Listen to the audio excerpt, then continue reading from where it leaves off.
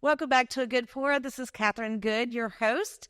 Today we have Troy Smith, founder of MostMoto 365. And I really have no idea what this is about, and I'm excited to learn more.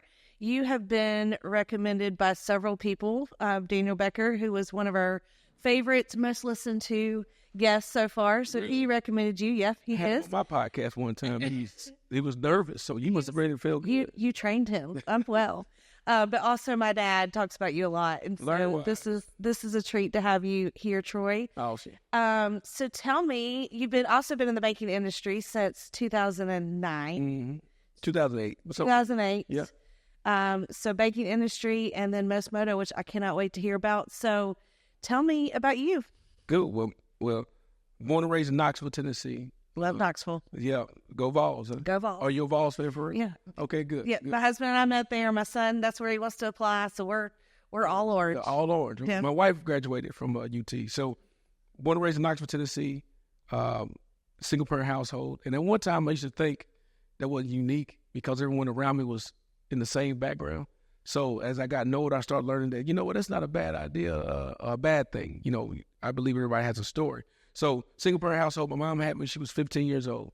So my dad has a total of 16 kids. Oh. Yeah. So, and I joke with him now, but he's a walking stone. He wasn't rolling. He was walking. So the good thing is, or riding a bike. The good thing is, though, out of that little union of teenagers, they came me. So I came to Nashville, Tennessee to go to school at Tennessee State, played ball there for a little bit, football. And then I found out I wasn't going to the NFL. I found out people were much better than me. And so I decided, you know what, I'm going to hang these cleats up in the locker because I never sat on the bench before. This is the first time I ever sat on the bench. Okay. Yeah, after that, I was like, you know what, I'm good. So finished up school and then got married in 2008 to my wife, moved into her house in Memphis, Tennessee, with my Kroger bag and duffel bag of clothes. And we've been married ever since. You've been all over the city. I've been all over. Yeah, I have. Except for Chattanooga. I ain't lived there. But okay. Nashville, Hendersonville is my home. I plan to be there. How long have you been in Hendersonville? Been in Sumter County since 2012. Okay. But I've been in Hendersonville since 2018. Okay. So, but Sumter County in general, that's my spot. That's my sweet spot. So I'm actually liking that. And so I'm happy. MostMoto stands for the mindset of successful thinking. Moto is short for motivation. Yeah. And that's for 365 days of the year. So that's why, or if it's a leap year, 366. And what made you start it? Well, what made me start MostMoto was the fact about motivating myself to go work out. That's the honest truth. That started out because I actually wanted to, as I go work out, I said, you know what I'm going to do? I'm going to do a video each time I do it live so that it can help hold myself accountable and then see if somebody else want to get inspired by it. And next thing you know, that 2015, I did that, started losing a little weight, and people started be looking forward to the videos. So at one time, I actually stopped. Said, I'm not going to do the videos no more. And I did it every day. Okay. How did you post them? Went just Facebook Live. Facebook. Okay, yeah, good. Literally. Phone in my face, not know how to do any type of selfie type work, up my nose, all that type of stuff. Just like an old person, how old people do when they got the phone in their face. You can tell they don't know how to do selfies. That's how I was. And I did it. And MostMoto grew into something bigger to where we did a couple of conferences and all that stuff. Oh, wow. Yeah, so it went from, should I show this? Absolutely. Then it motivated me to write my book, The Mindset of Successful Thinking. That's where that all comes from. Okay. And that comes from just the background I grew up in. When you come from the projects, which people don't really have projects anymore. They done tore those buildings down. And excuse my voice, I just got back from New York on a surprise family vacation we took. Oh, wow. Yeah, so I don't know if it's from the smog, from the sewers or whatever. Did you talk and yell a lot, or was it the weather? It could be all of that, but that's what happened. And I wish I had my normal thing going, but I didn't want to miss this. No, I'm glad you're here. Definitely. So that mindset, you're working out, and that was accountability for right, you. Accountability for myself. And then also just positive energy. Yep. And then what did you start to hear from other people? They started saying, when I didn't post the video, where's the video? I actually had a guy tell me, do me a favor and turn the phone landscape so the phone will be in your face so much. So people started coaching me how to do my lives correctly. Okay. And so what after that, what did it turn into? It turned into a movement in itself. I mean, it's still, you go to the Facebook page now, it's still got a pretty good, healthy number of people on there. But we went from, like anything, it starts from small, little puddle, turned into some big flood where people said we want to get together. So it was a community of getting together. See, I believe this. I believe that if I can encourage as many people to get where they need to go, I'll in turn get what I need to get, right? So that's how I look at it. And as I was pouring into other people pouring into me. Mm-hmm. Same thing when they come down to banking. So my actual job that I gets paid to do, to help me go do the things I do, speaking wise and all that for free at times, is the fact that if I can help as many people get into a home, live that American dream of actually becoming a homeowner, owning a piece of land. One thing God has not created more of is more land. It's already here. That's right. Right? So if you have a stake in this earth of like, man, this is mine, and I can help you get there, in turn, to help me by getting me paid. When I'm paid, guess what? My family's paid. My wife's happy. My kids are happy. They want to go to New York and just say, hey, this is why we went to New York. My son, can we go? And I can't complain about it because this is something we created. Every summer they go on a trip, right? So like last year we went to Alaska. The year before that went to Disney World. So this year I said, look, my wife and I, we decided we're not going to do nothing else. We're going to just stay chill. And my son said, hey, Dad, so where we going on vacation this summer? It's almost time for school again. I'm like, well, we might go to Kentucky to, do the Noah's Ark. He said, that's a neighboring state. It's too close. And my daughter said, well, when we going to get on the plane? Oh. So after that point, I got to make it happen. So we went to New York last week. Well, good. Yeah. Good. What'd you do? Everything, but a little bit too much. I got played like a tourist. We went on the most expensive bike ride ever. So we went to have dinner one night. You know those guys that be on those bikes that got the little buggies on the back? And they just had to ring the bell, clean, clean, clean, come, ride the bike. Our hotel is right up the street. But I'm like, you know what? It'll be fun. Let's go do it. I'm not thinking nothing that it's going to be expensive. I said, how much is it? Don't worry about it. I'll give you a deal. Oh, don't worry about it. That's the last thing you want to do as a tourist. What the camera I need to look into. Don't do that. Yeah.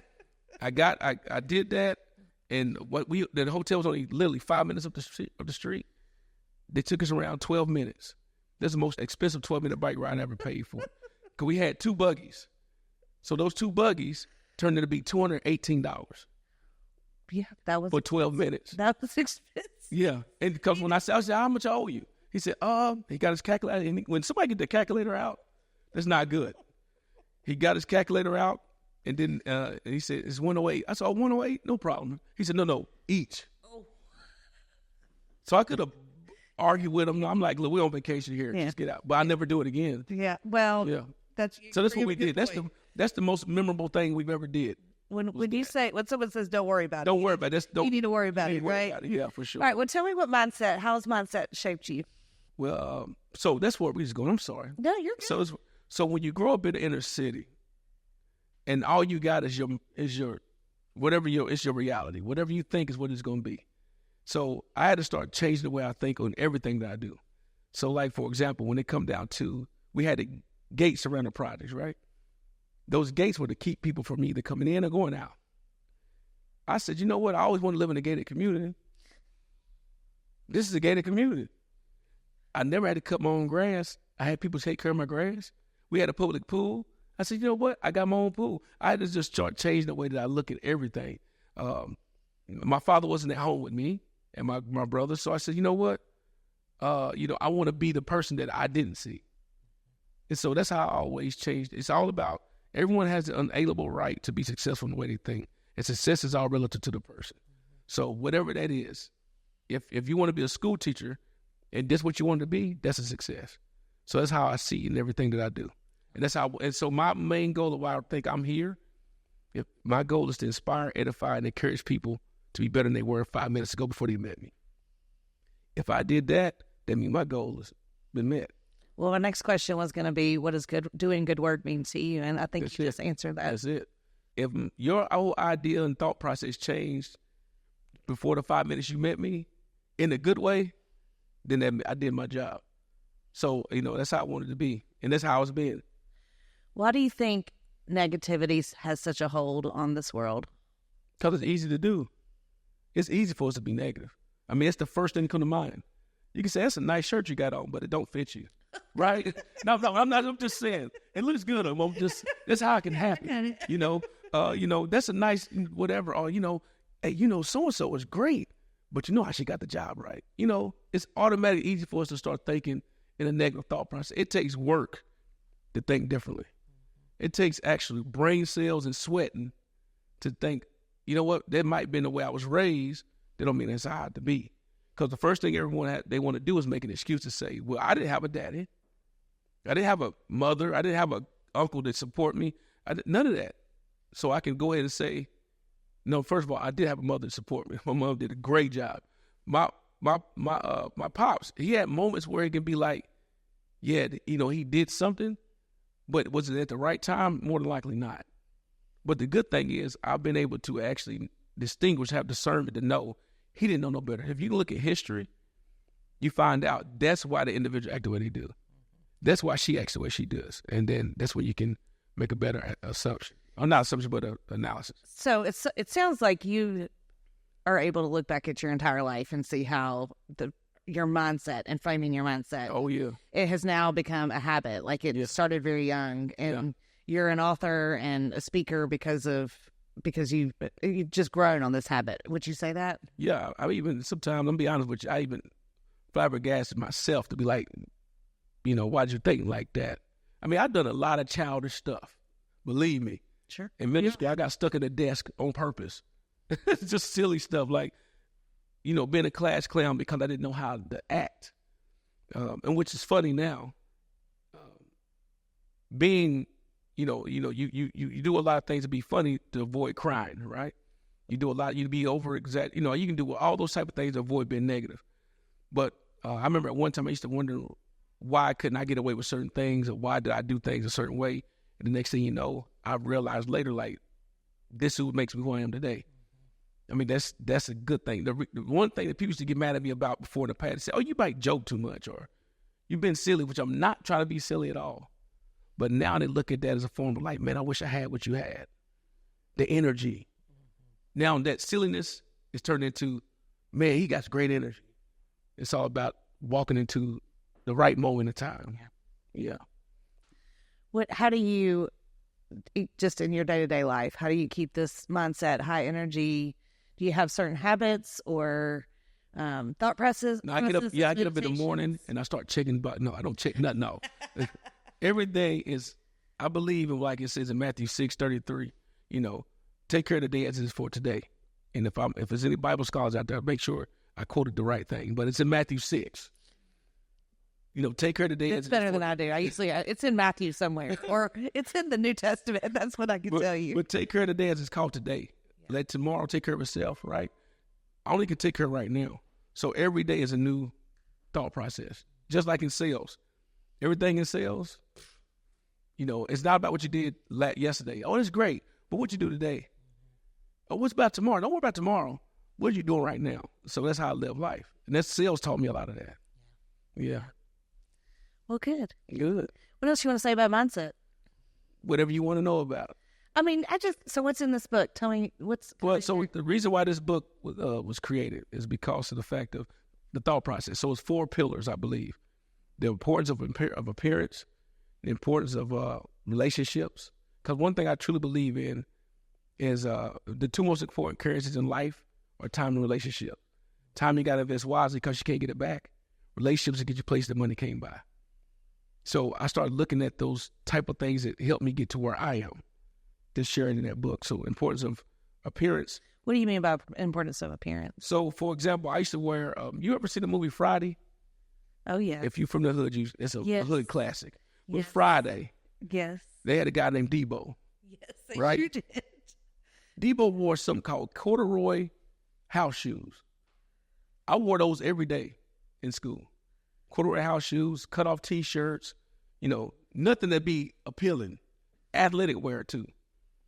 To the point to where I said, if I want to be taken seriously, you got to change the way that you dress. Not the fact of doing something. No, just change the way you dress a little bit. And you walk in the room and you taking seriously just because of the way you look. Right. Okay. Education, stuff like that. So appearance, relationship. Education, strategic planning. Because you got to start putting things out in perspective to where you're trying to go. Just like you got GPS, you're trying to get somewhere, and you're just driving in a circle. If you have no destination, you're not going to get to where you need to go. So it's what I believe in regards to strategic planning. So the importance of appearance, importance of education, relationships, and strategic planning. Okay. Yeah. And education meaning not just going to a school, but educate yourself on a daily basis. Because you can learn so much more in the school of life and experience than you will between the four walls. Never stop learning. Yep. Absolutely. Never stop. Yeah. Now I'm working on my doctor now. Now I'm thinking I'm going to stop learning on the doctor level because my first time ever dropping out. I hate to say it might be dropping out getting a doctor because it's not like it's hard. It just take work. It's a lot of time. And it's a lot of time. Yeah. But you know what? Take one day at a time, one class at a time, one assignment. See, look, I'm motivating myself right now. As I say something dumb, I try to come back with something smarter. And that's, that's a good encouragement for everybody that's listening right now. Nothing, you can't, there's a saying that says, you can't stop the birds from flying, but you can stop them from nesting. So, and as we know, there's life and death in the power of the tongue. So you got to be careful when you speak in death stuff over things. So I hate that they came out. So I got to replace it with something positive. Yeah, absolutely. Absolutely. Well, thank you. You're welcome. Thank you for having me on here. I love what you're coaching people to do. I really want to hear you come speak. So you let me know when you're speaking next. How often do you speak? More? At least once or twice a month. Okay. Yeah. Yeah, I would love to hear you come speak. But good.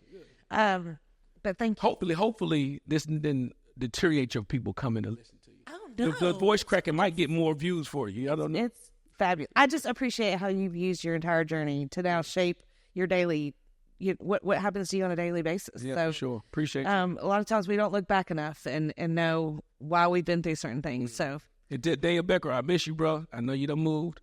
Larry Wise, I appreciate you. You got a good daughter. You did right. You and your wife did the right thing. And I see you at Bible study. Thank you. Thanks for being on. Definitely.